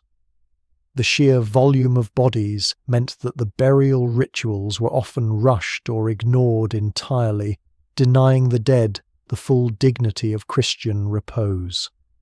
The plague cemeteries were permanent, silent monuments to the great mortality, their disturbed soil a constant reminder of the chaos and the countless souls that lay anonymously beneath. They physically marked the boundaries of the plague's reach and power, caging the mad. The practice of caging those driven insane by the high fevers of the plague was a terrifying, desperate measure of containment. These individuals, suffering from delirium and extreme mental breakdown, were often isolated in locked rooms or actual outdoor cages to prevent them from harming themselves or others. The terrifying visions and cries of the plague mad added a constant harrowing soundscape to the city's despair, fueling the belief that the disease was not merely physical, but also caused spiritual possession. Madness was viewed as the soul being overtaken by the pestilence's demonic nature. The lack of any humane treatment meant these victims were simply left to rave and die alone, their final moments defined by extreme fear and isolation. Their suffering was a terrifying warning that the plague could destroy the mind before it destroyed the body. The unfinished meal. The discovery of tables set for dinner or communal gatherings, where the entire family or group had suddenly collapsed and died mid-meal, was a repeated, terrifying motif of the plague's speed. These scenes captured the abrupt, horrifying intrusion of death into the mundane flow of life. The sight of uneaten food and overturned chairs, frozen in a moment of communal gathering, was a potent psychological image of total annihilation. It reinforced the terror that the contagion was invisible, silent, and could strike without a single warning or chance for farewell. The unfinished meal served as a warning to the living to reject the fleeting pleasures of the world, vanitas, proving that even the most basic human comfort could be interrupted and corrupted by death's sudden, chaotic arrival. The black candle. The ritual of burning a black candle during the night watch over a dying person was meant to illuminate the spiritual battle and guide their soul away from the material world. The candle's dark colour symbolized the profound grief and the darkness of the passage. The flickering light of the black candle provided the only visible focus for the night watch, fact 26, turning the death chamber into a space of intense, terrifying spiritual engagement. Its light was a fragile beacon against the overwhelming darkness of the pestilence. If the candle sputtered out unexpectedly, it was taken as a dire omen, a sign that the soul was struggling violently, or had been violently seized by a demon before its rightful time. The candle was a small physical gauge of the immense spiritual conflict taking place. The empty pulpit. The unprecedented loss of clergy to the plague led to a profound crisis of faith and authority, leaving many churches empty or served by hastily ordained, ill-prepared replacements. The absence of the spiritual leaders confirmed the belief that God had truly abandoned the human world. The empty pulpit was a powerful, silent symbol of the church's spiritual and physical collapse, leaving the faithful without the sacraments, absolution, or comfort. This institutional failure drove many into radical religious movements like the flagellants, fact 52, or reliance on folk remedies, fact 61. For the survivors, the empty, echoing churches were places of profound spiritual isolation, no longer offering refuge, but instead standing as monuments to the plague's triumph over the institutions of God. The spiritual vacuum was immense and terrifying. The reopened pits.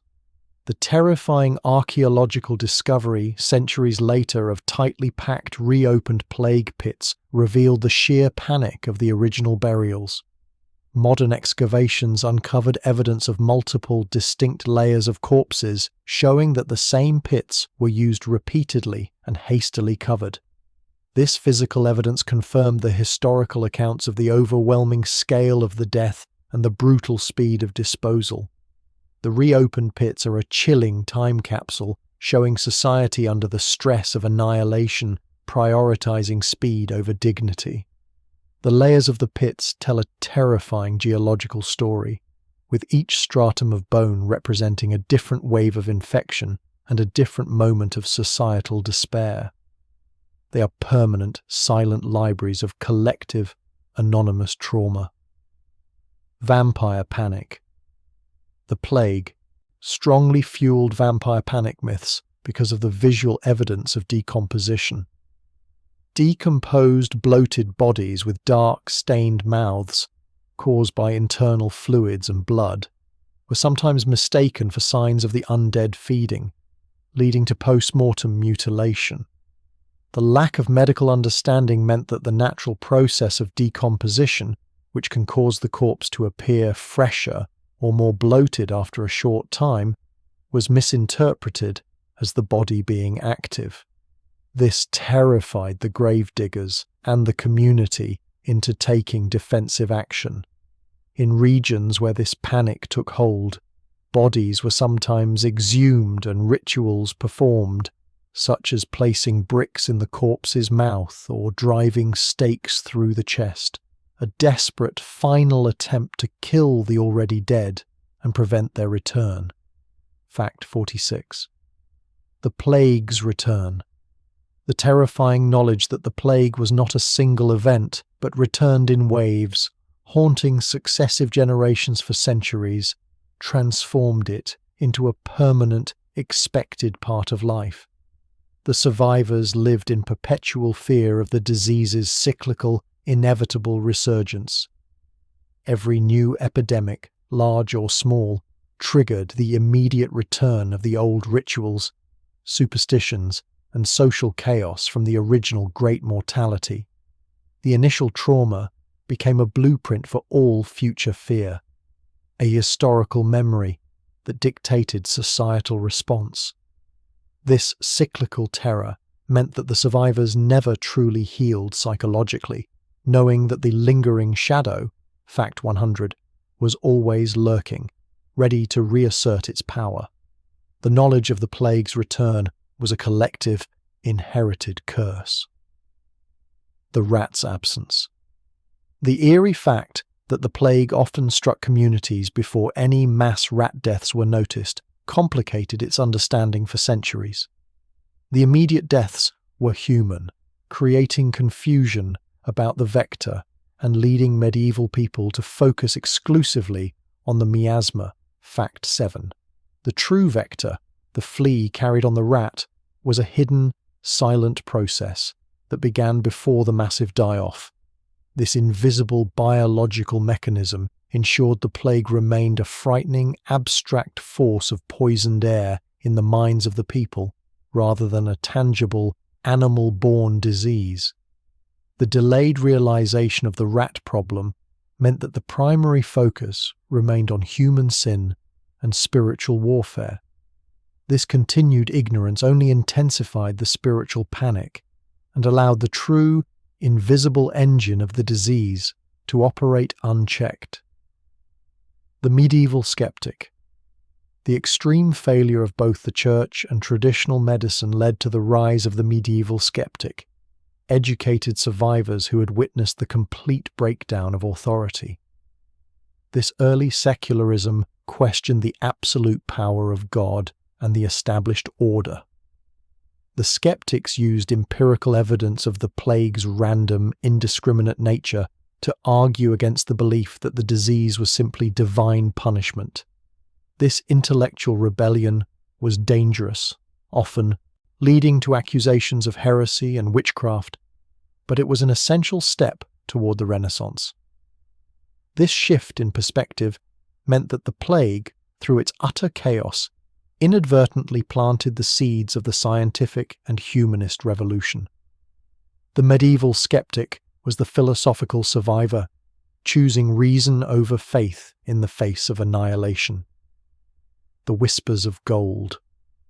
The whispers of gold rumor suggested that the plague was a curse placed by alchemists or dark occultists to acquire the vast stores of gold and jewels from the dead.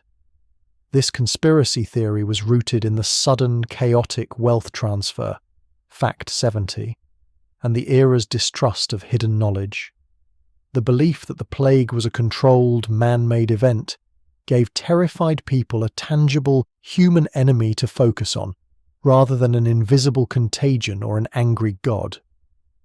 This led to violent paranoia directed at isolated intellectuals and wealthy nonconformist figures. The whispers of gold were a potent expression of the period's fear of the elite and their hidden power.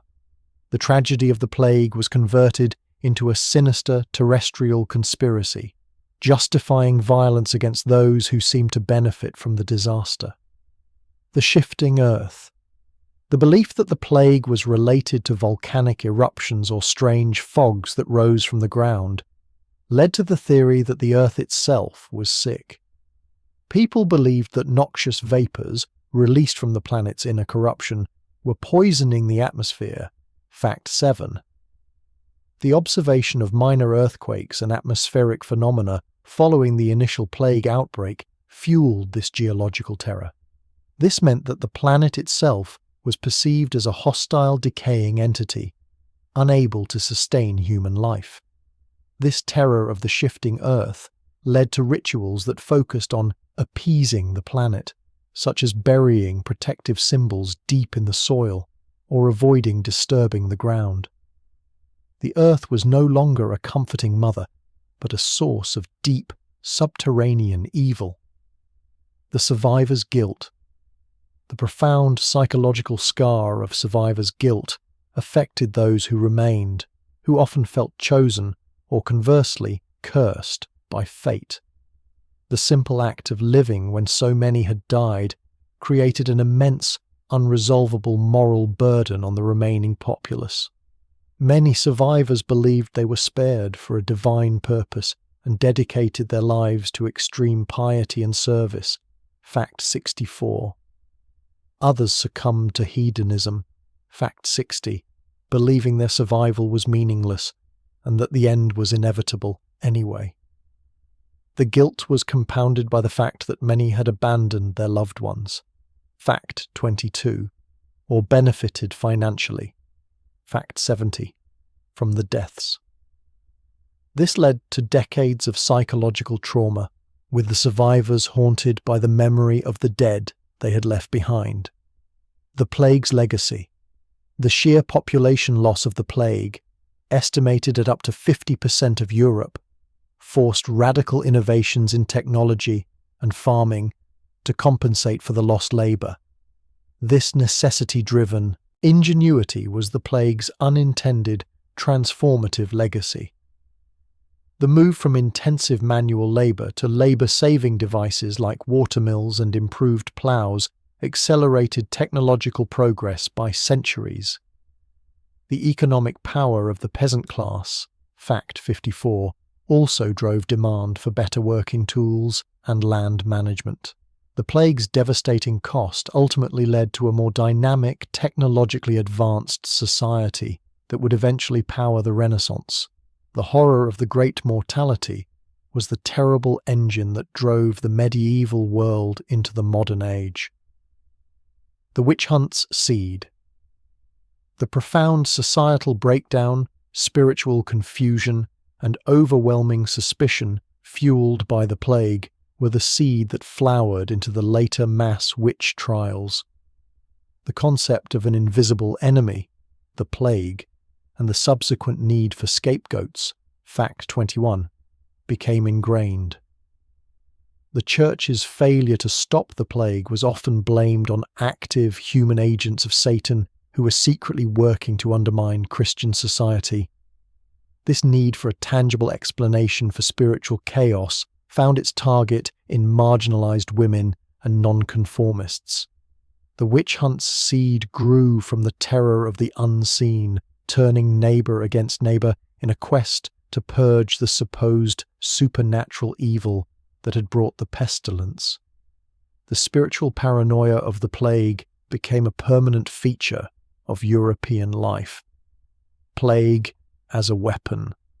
The early, accidental use of plague-ridden corpses as biological weapons in sieges was recorded history, demonstrating a terrifying primitive understanding of contagion.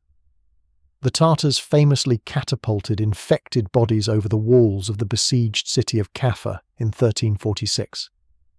This horrific act, whether consciously understood as biological warfare or simply an act of terror, spread the disease directly into the city, forcing its surrender.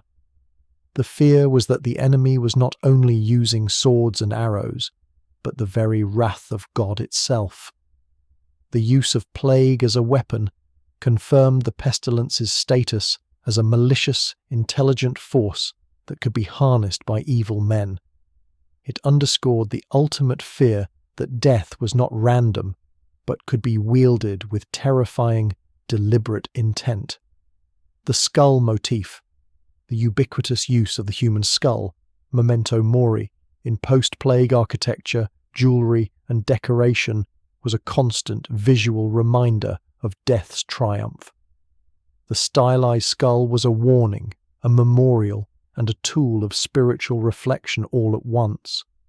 The skull became the most powerful and democratic symbol of the age, reminding both rich and poor that their brains and beauty would inevitably be reduced to the same bare bone.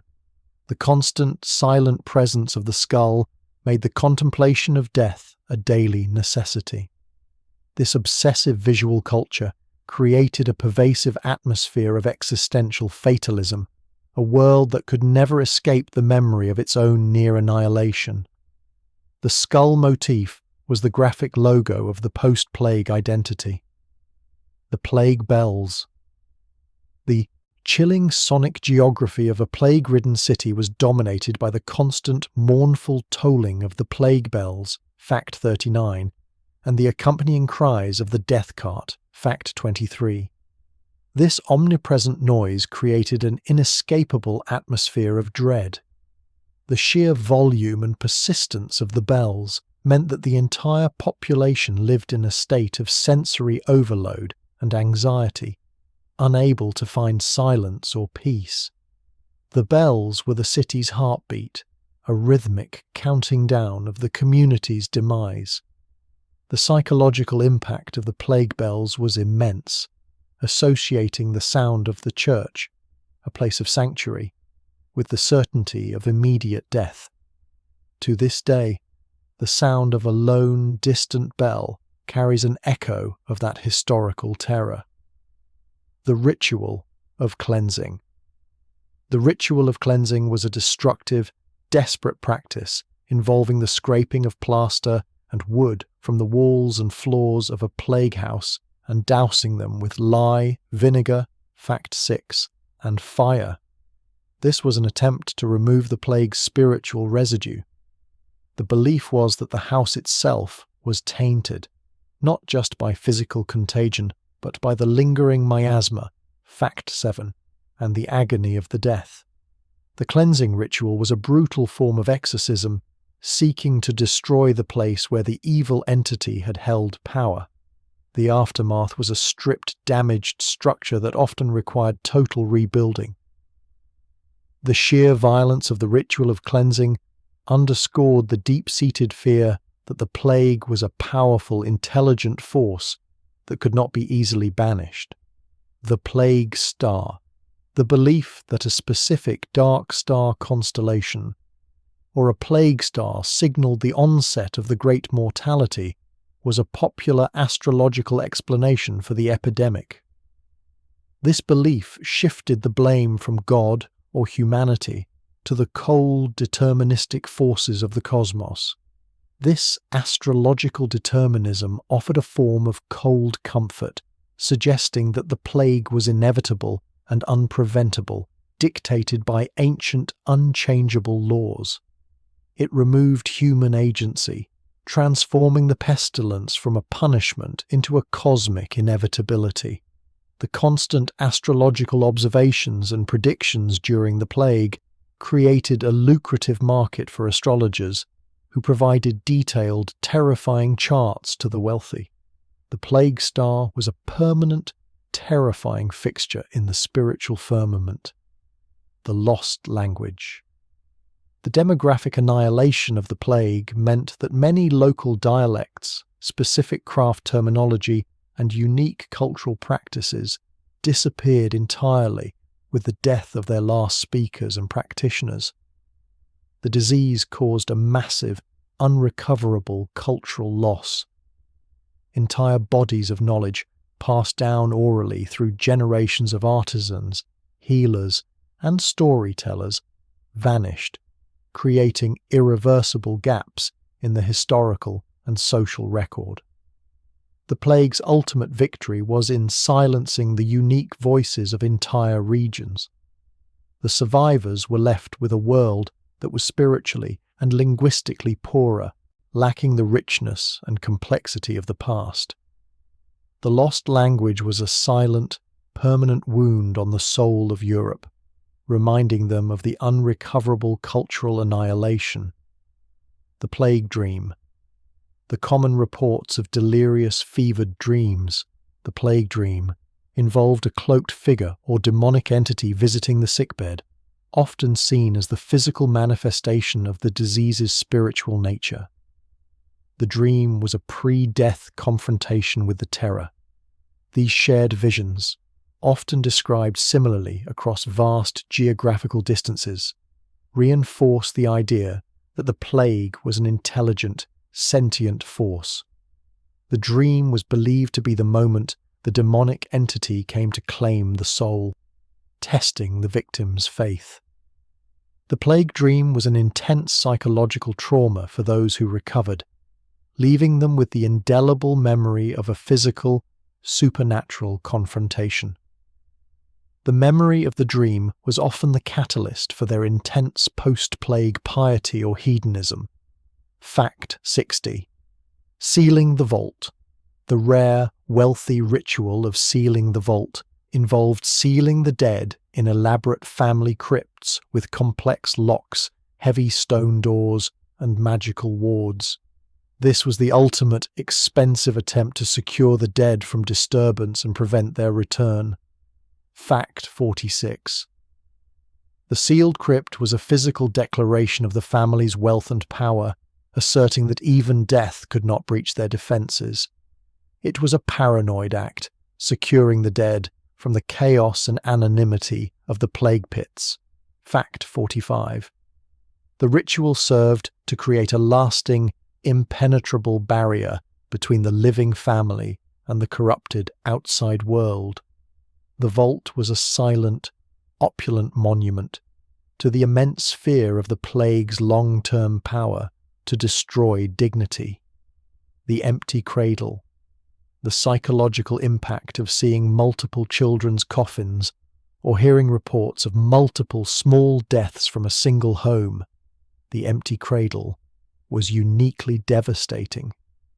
This concentrated loss shattered the hope and future continuity of the community. The visual horror of the small coffins being carried out was a heartbreaking public display of total family annihilation, reinforcing the plague's malicious targeting of the innocent. Fact 11. The image of the empty, unused cradle became a universal symbol of final loss.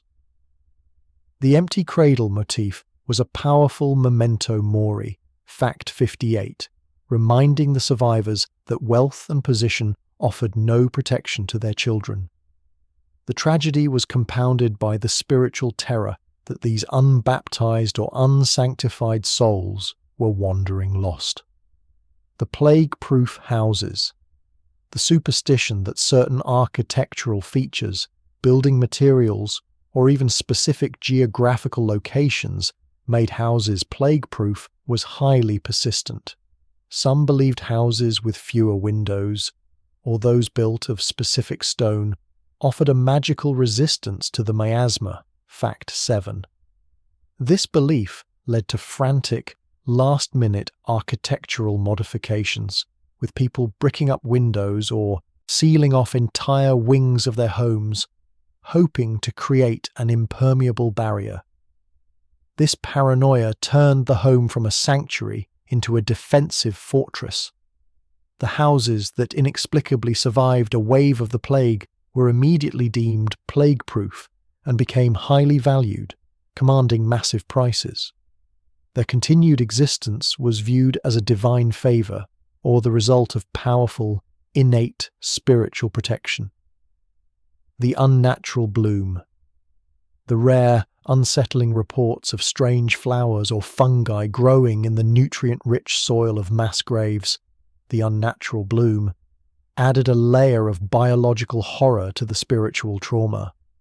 The sight of unnatural life flourishing directly from the decay was deeply disturbing. These strange growths were often interpreted as a sign of spiritual corruption or demonic influence, a physical manifestation of the dark energy released by the mass deaths. The vibrant, unnatural colours of the flowers contrasted violently with the surrounding decay and despair. The unnatural bloom was a terrifying ecological marker, showing that the ground itself had been radically altered by the sheer volume of putrefaction. It was a reminder that even nature seemed to be feeding malevolently on the victim's sacrifice. The final kiss. The forbidden but sometimes desperate ritual of a final kiss given to the dying was an act of profound, terminal courage, knowingly risking immediate infection for one last moment of human connection. This act was the ultimate refusal to allow the plague to isolate the victim entirely. The final kiss was a desperate plea for connection and absolution, a spiritual defiance of the physical danger that stripped away all fear in the face of absolute love and grief. It was an act of sacrificial love that often resulted in the kisser's own rapid demise. For the survivors, the story of the final kiss was a potent memory of the deepest human desire to connect, even when facing annihilation.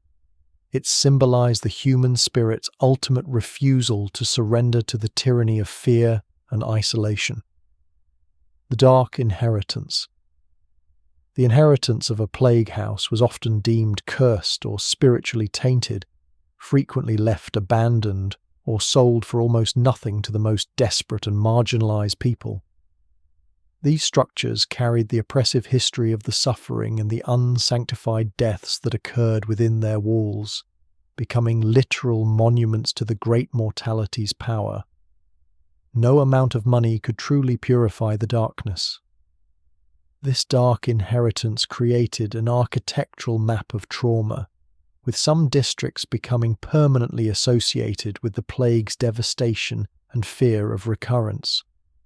To occupy such a place was to invite the ghost of the disease back into one's life, risking not only physical infection, but also spiritual corruption. Survivors preferred to build new, clean structures, turning their back on the past. The lingering taint was often addressed by violent, ritualistic acts of cleansing, involving the burning of all residual furniture and the scraping of plaster from the walls. This desperate destruction was less about sanitation and more about exorcism, an attempt to obliterate the spiritual residue of the agony that saturated the home. The 7 deaths. The medieval concept held that a person died not once, but 7 times. A slow spiritual unraveling initiated the moment the disease struck. These stages, the loss of the senses, the failure of the breath, the final stillness, were meticulously watched, turning the deathbed into a prolonged, ritualistic drama. Every physiological collapse marked another step in the soul's terrifying descent. The 7 deaths represented the gradual erosion of the human connection to the material world, culminating in the final, complete decomposition of the body itself. This belief gave observers a grim framework for processing the rapid decay, suggesting the plague was simply accelerating a natural, albeit gruesome, spiritual timetable. It instilled a sense of controlled inevitability into the chaos. Witnessing this slow-motion, 7-part demise transformed the survivors into philosophers of the macabre, obsessed with classifying and tracking the spiritual failure of their loved ones. The final death, the utter stillness of the body, was not the end but merely a transition, a terrifying entry point into an unknown spiritual vacuum. The lingering shadow. The ultimate terrifying fact is that the Yersinia pestis bacterium never truly left, merely retreated from the surface into the deeper shadows of the earth, waiting for the right conditions to return. This knowledge transformed the soil itself into a potential host, making every patch of disturbed dirt a reminder that the great mortality was not defeated, but only dormant. The successive waves of plague that haunted Europe for centuries proved this dark truth. that the terror was cyclical, a permanent fixture in the landscape of human existence. The legacy of the Black Death is not just the lost population, but the ingrained, generational memory of a world that knows its greatest predator hides just beneath the surface. The lingering shadow whispers the great conspiracy. The plague was not a single event, but a continuous, accelerating force, a dark geological constant. And as we disturb the ancient pits and unearth the bones of the long dead, we run the perpetual risk of waking that invisible patient predator, forever hiding in the cold, dark silence of the ground. The facts are laid bare, fragments of a history that refuses to sleep. You have walked the plague roads, smelled the burning rosemary, and stood at the edge of the mass graves. But the true horror is not the pathogen. It is the silence that follows when entire communities vanish without a trace, and the world simply moves on. These echoes of fear, the eerie symbols, the whispers of ancient fears, they remain in our collective shadows, urging us to question the stability of our world. We pull back the curtains of the past so we might recognize the forces that try to diminish us now, whether they are microscopic or metaphysical.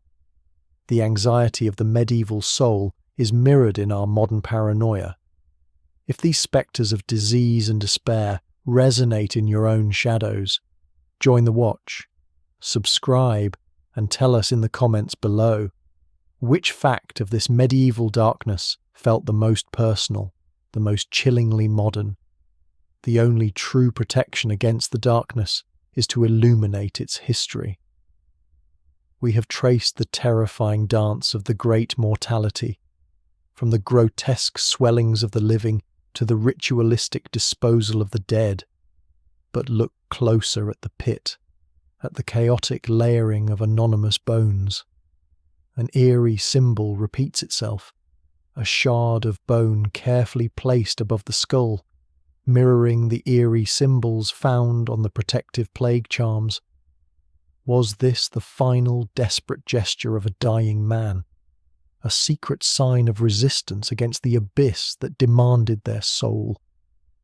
Or was it the signature of a darker influence, an intelligence that leveraged the disease to gather power in the spiritual vacuum that swept across Europe? The answer lies buried in the dirt, unreadable by the living. The plague ended, but the shadows of its aftermath persist, whispering the chilling truth. True death is not a final destination, but a terrifying transition. And in the silence of the abandoned fields and the empty crypts, we can still hear the cough of the coming wave.